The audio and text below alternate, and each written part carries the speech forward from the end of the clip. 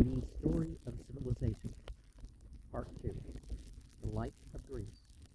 In the history of Greek civilization, from the beginnings, and of civilization in the Near East, from the death of Alexander to the Roman conquest, with an introduction on the prehistoric culture of Crete by Durant, Chapter 18, The Suicide of Greece, Section 7, The Death of Socrates. Strange to say, the only cruelty of the restored democracy was committed upon an old philosopher whose 70 years should have put him beyond the possibility of being a danger to the state. But among the leaders of the victorious faction was the same Anytus who years before had threatened to revenge himself upon Socrates for dialectical slights and the corruption of his son. Anytus was a good man. He had fought bravely under Thrasybulus, had saved the lives of oligarchs who had been taken captive by his soldiers, had been instrumental in arranging the amnesty, and had left in undisturbed enjoyment of his property those to whom it had been sold after confiscation by the 30. But his generosity failed when it came to Socrates. He could not forget that when he had gone into exile, his son had stayed in Athens with Socrates and had become a drunkard. It did not appease Anytus to observe that Socrates had refused to obey the 30, and if we may take Xenophon's word for it, had denounced Critias as a bad ruler. To Anytus, it seemed that Socrates, more than any sophist, was an evil influence both on morals and on politics. He was undermining the religious faith that had supported morality, and his persistent criticism was weakening the belief of educated Athenians in the institutions of democracy. The murderous tyrant, Critias, had been one of the pupils of Socrates. The immoral and treasonable Alcibiades had been his lover. Charmides, his early favorite, had been a general under Critias and had just died in battle against the democracy. Critias and Alcibiades had left the tutelage of Socrates early in his career as a teacher, not liking the restraints which he treated his own.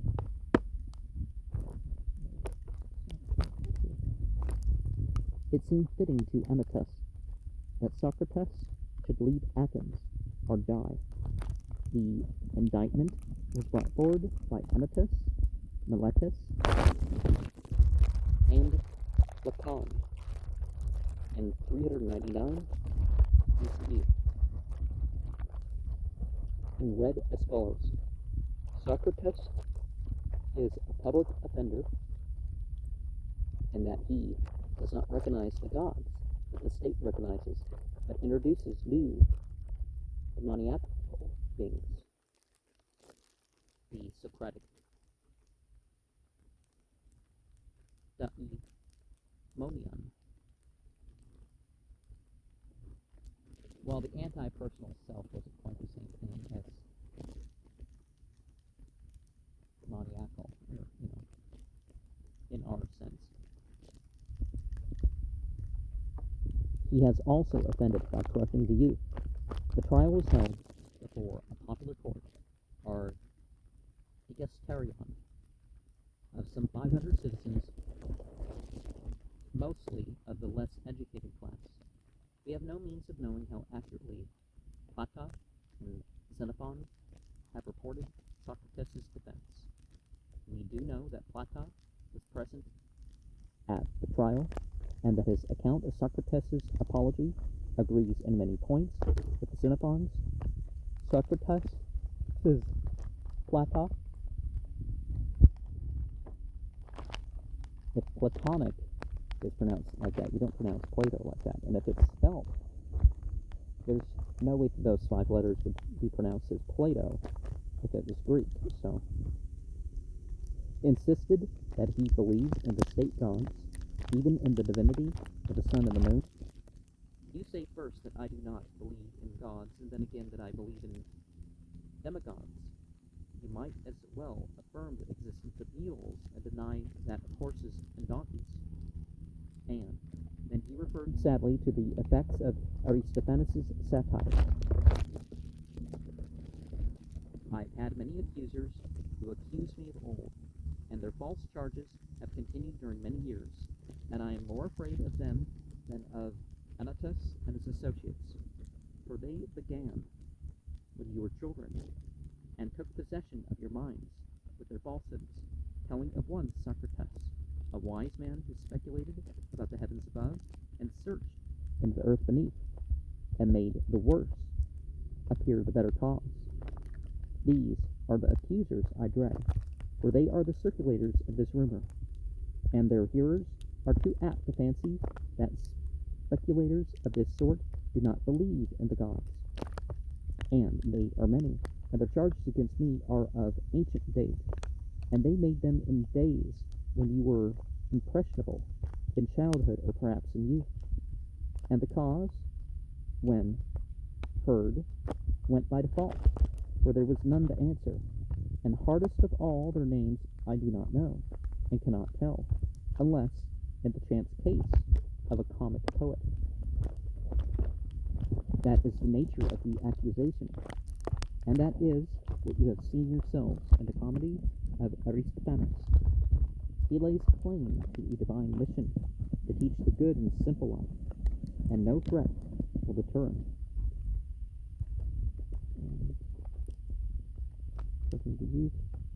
Croisset believed that the real cause of the indictment was the hostility of the Attic peasantry to anyone who cast doubt upon the state gods. One of the chief markets for cattle was provided by the pious, who bought the animals to offer in sacrifice. Any decrease in the faith would lessen this market. Aristophanes, in this interpretation, was the mouthpiece of these peasants, before whom his plays, if successful, would be repeated. And if Socrates was a monotheist too, then you'd no longer have to pay for priests. You'd no longer have to worship these various other things. You could just worship directly. And yeah, you could still make animal offerings, or whatever, but there definitely would be the fear of those people who do it in particular ways that, there won't be a business of this stuff anymore.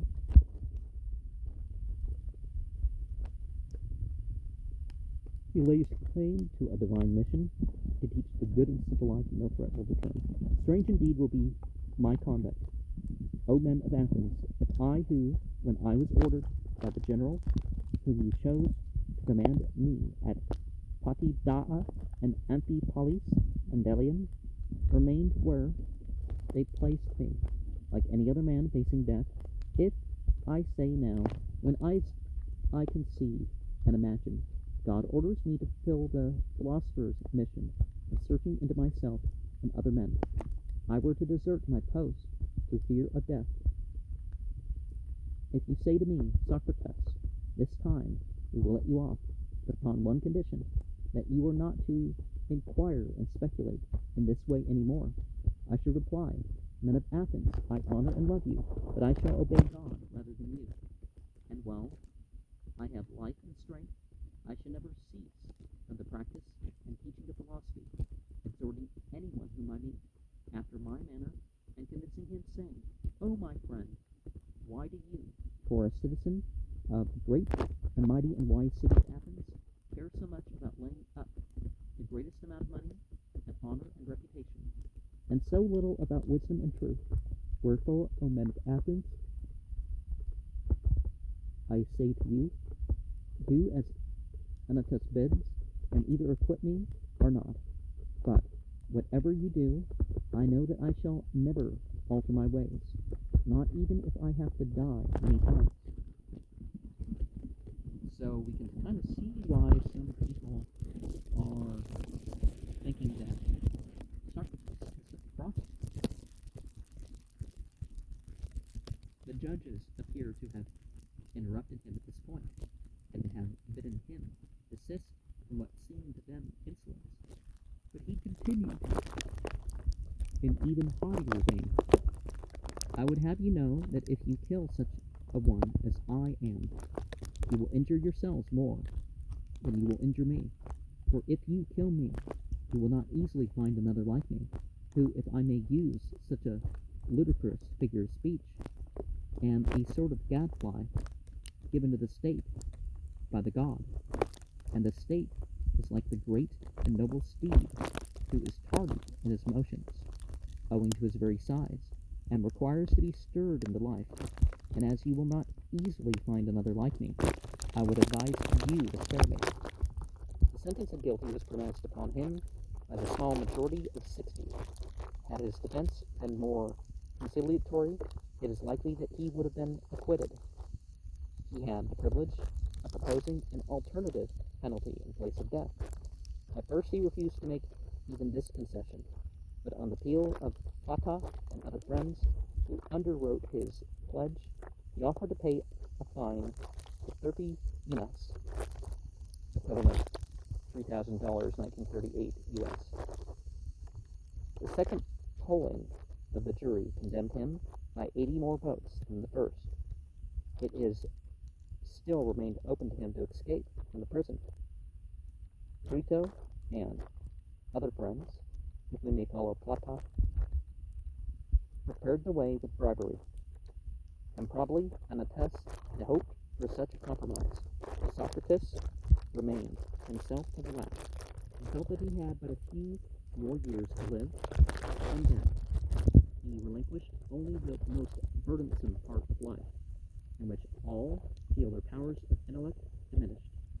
Instead of accepting Crito's proposal, he examined it from an ethical point of view, discussed it dialectically, and played the game of logic to the end.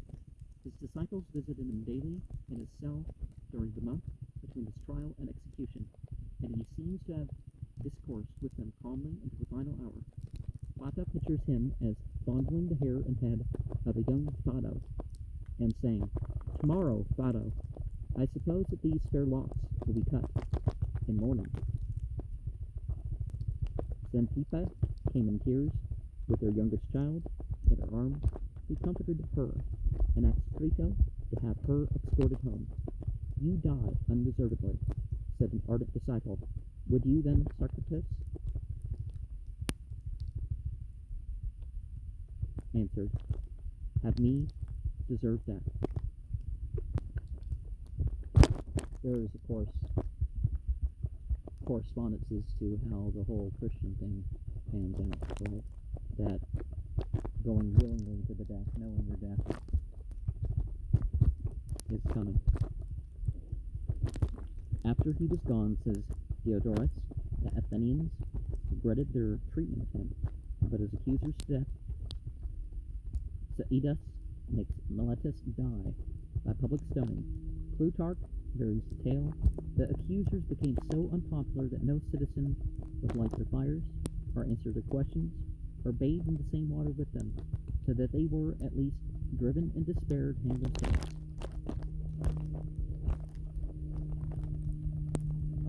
Diogenes Laertius reports that Meletus was executed.